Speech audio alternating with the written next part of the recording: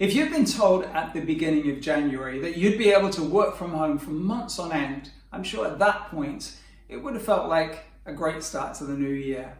But here we are, 6, 7, 8 weeks later, depending where you are in the world, you probably are on some sort of a lockdown.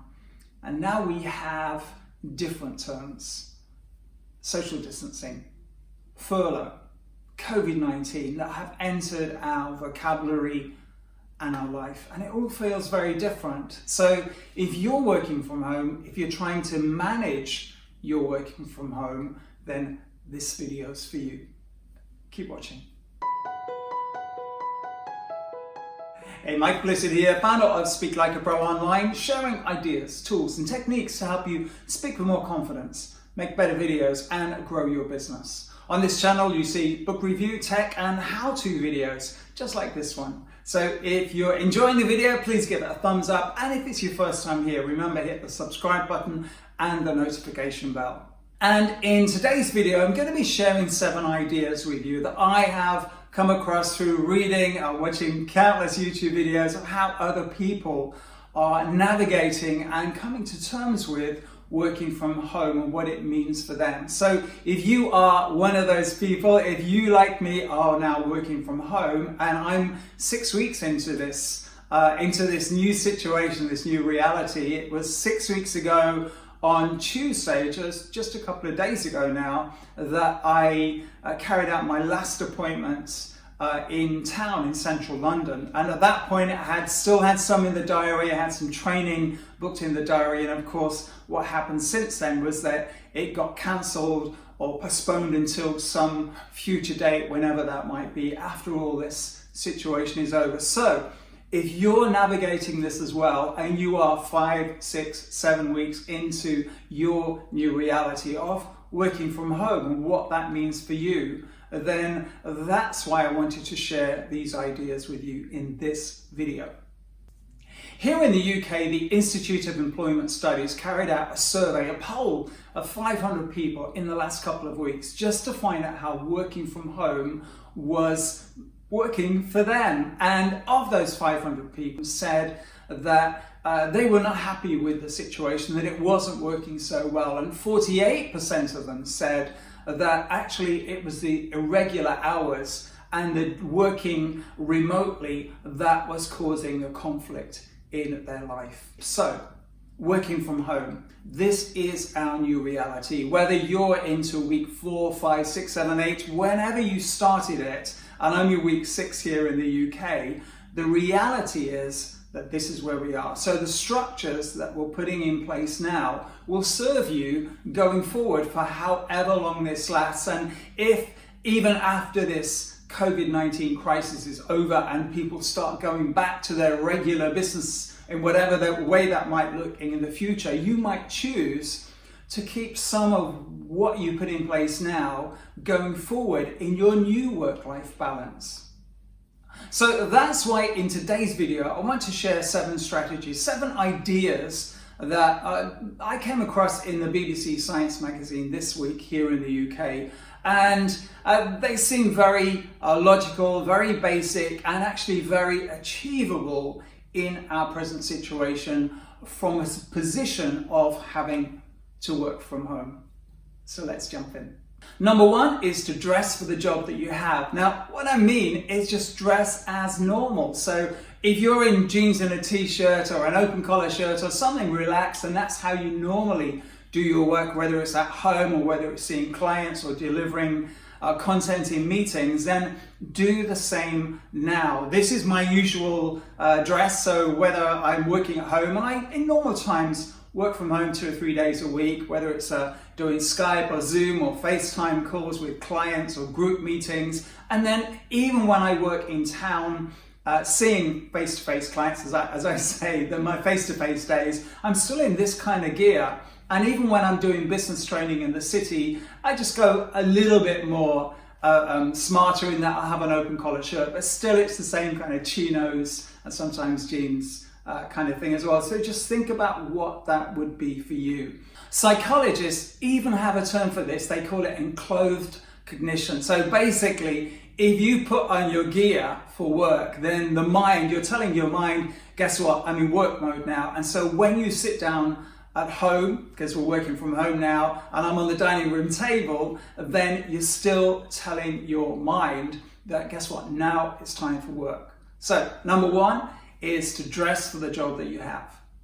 Number two is to structure your day as normal. So if you were having a regular working day in normal times, whether it's at home or whether it's in town or whether you're going to clients' offices or whatever, how would you structure that day? What time would you get up in the morning? What time would you have breakfast? What time would you be ready to begin in whatever way you begin, whether that's a commute or whether that's sitting in front of your computer?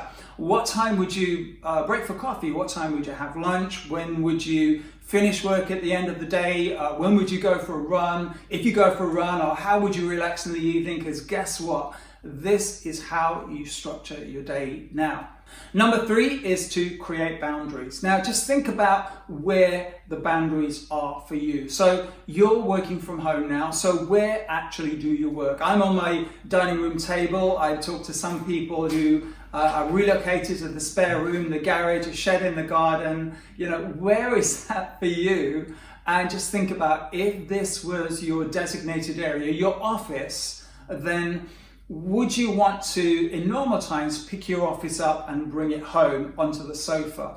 And probably the answer is, for the most part, no. So in these times, just respect the boundaries. So wherever you choose to work, that's where you choose to work. And of course, there's some flexibility in that, but for the most part, it's easier if you know that when you go and sit down in front of your computer, wherever it is that you do your work, that is, you've stepped into your office environment, and that's a boundary for that.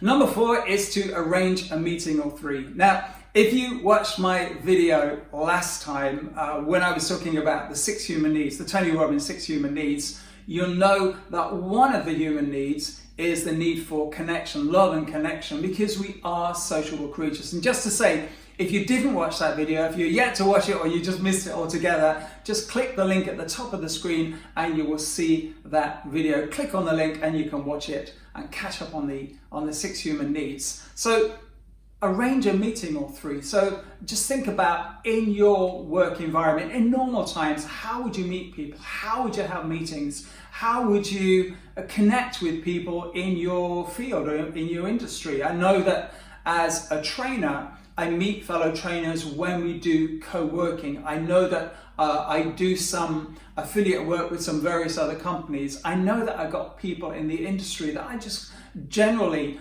meet up if we're in a similar location in the town or wherever it is, and just have a coffee either before or after an event. And guess what? In these times, it's just as important. So I'm sure you probably heard about people having coffee mornings on Zoom or Skype or FaceTime, or equally cocktail evenings as well. So just think about, how would you arrange meetings, not only with your clients, but equally with your colleagues as well, so you keep that social connection, because as humans, it's really, really important. Number 5 is to work out well. Now, I would suggest there are probably 2 main parts of this. The first is to look at what you would ordinarily do. What kind of workout routine or exercise or wellness routine do you usually have? For many people, it's going to the gym or going to a health center, a health club. And whilst you probably won't be able to do that now, I know we can't do that here in the UK, then the question is, so how can you do a version of that at home? Whether it's to use, I've talked to clients over the last couple of weeks who are using various things from their kitchen cabinets, the kitchen cupboard, whether it's bags of flour or bags of vegetables or whatever to use as weights, or equally using their furniture to do the various exercises, sit-ups, press-ups, all the rest of it, so that they're kind of adapting what they would usually do in the gym and doing it at home. And I think the other side of the working out well is just think about how you would keep moving within your home environment, because chances are And I'm generalizing here, but chances are that in normal times, you go out to meetings, you go out to town, you take the bus, the train, you go for walks, you walk between meetings. We do all of this stuff. And now I think we do a lot less of it because for the most part, we're under lockdown. So we might be able to go to the supermarket. I haven't been to the supermarket for 6 weeks. So, that walking and doing that, part of my routine, has just disappeared. So just think about for you how you can still keep moving, still keep the body pumping, just shaking up the energy, whether that's going out for a daily walk or taking up running. I've just started running again after many years of kind of doing it sporadically. Now I'm doing it 3 or 4 times a week. And whilst it was difficult in the beginning and I thought, this is too hard, actually, in a really short amount of time, I built up some stamina, and now not only can I run further, I'm actually enjoying it and looking forward to it as well. So just think about what that would be for you, whether it's going for a regular walk or whether it is taking up running or doing something that you can build into your working from home routine so that you take good care of yourself physically and mentally as well, because when you work out, it's also a mental workout as well. Number 6 is to combat loneliness. Now, it's just a fact that we are sociable creatures. Again, I mentioned this in my previous video. If you haven't watched it yet, just click the link at the top of the screen, or just in the comments underneath, I'll put a link to that previous video as well. And yeah, we are sociable creatures. We need each other. We need to bounce ideas, have conversations, hug, see, talk to, all this kind of stuff, this sociable stuff that we as human beings need in order to thrive. So just think about what that is for you. It could be talking to neighbours. I'm talking to my neighbours from front door to front door across the street. So we're a lot more than 2 meters. We're probably 10 meters away. And we maybe have to kind of project our voice, but we're still chatting. On a Thursday evening, we all step outside just into the front porch and do the applause for the health workers. So again, just to see each other doing that, it's a human connection that if we just stayed in the house, we would miss the opportunity. So just things like that. And I mentioned FaceTime and Skype and Zoom calls, telephone calls, just keeping in touch with people and probably doing it more regularly and more proactively, because now we can't just jump in the car, we can't just walk around the corner to see people, friends and family. Now we actually have to do it with purpose. We have to pick up a phone, we have to dial into whichever internet service platform we're using as well. So what you get from that is connection, and what we need as human beings, to the degree that we all need it, and of course that's different for all of us, but what we all need is connection. So if you want to combat loneliness, connect with other people. And then finally, number 7 is to learn something new. Now, if you have watched my previous video, and again, if you haven't watched it, there are links above or below, you can find it, you will have noticed that number 6 of the 6 human needs is the need to grow, or growth. And so learn something new. What is it you've always wanted to do or to learn, but you didn't have enough time to do, or you're always too busy, so you put it off for another day, and you maybe have never started this, but you've always wanted to have more time to do it, whatever it is. Now's your time. Yep, sure, these are uncertain times. Yes, we're having to navigate working from home, putting structures in place so that we are still happy and centered and thriving human beings. But still, you have these weeks and these months to be at home. And so what is it for you? Is it read more books? Is it to write a book? Is it to learn a language or learn a dance? Not just dance, but a dance. You can get specific, jazz and tap or whatever you want to do. What is it that you want to do? Because now could be an opportunity to do it. So they're my 7 strategies to help you work from home. If you've got any questions or you want to leave a comment, leave them in the boxes below. If you have enjoyed the video, please give it a thumbs up. If it's been your first time here, remember, hit the subscribe button and also the notification bell so you get to know each and every time I upload a new video. Remember, this channel is all about sharing ideas, tools and techniques to help you speak with more confidence, make better videos and grow your business. I'm Mike Blissett. Take good care.